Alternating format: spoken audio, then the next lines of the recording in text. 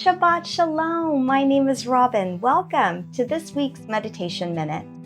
This week's New Testament meditation is in Matthew 3:11 through 17, and it led me to a question. Did Yeshua need to be immersed by Yochanan? Our Torah portion begins in Leviticus 9. On the 8th day, Moses called to Aaron and his sons and to the elders of Israel. It was the installation of the priests and the tabernacle on the 8th day. Moses said, "This is what God has commanded that you do, so that the presence of God may appear to you." And they completed their service.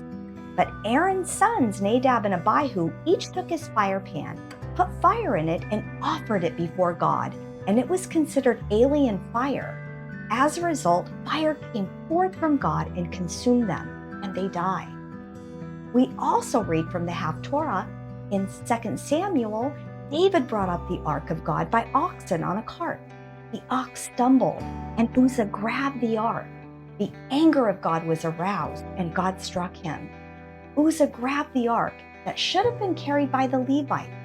So this was not by God's requirement, and he died. So as I come back to our New Testament reading to answer the question, did Yeshua have to be immersed by Yochanan? Let's read the text. Then Yeshua came from Galilee to the Jordan to be immersed by Yochanan. But Yochanan tried to stop him. "You are coming to me?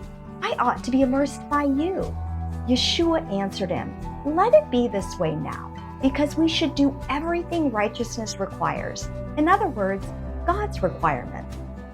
Yeshua humbled himself to be immersed by Yochanan, not in his own strength, but God requires immersion.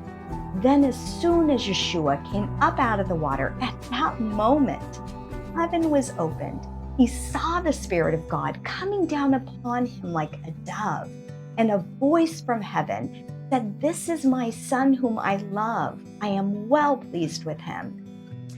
Proverbs 8 says, "I walk in the way of righteousness, in the midst of the paths of justice." As we await the great 8th day, when the new Jerusalem comes down from heaven, I'm praying through Yeshua's example, we humble ourselves to walk in the way set before us and do as God required. May we see the return of Yeshua in this generation. Shavua Tov.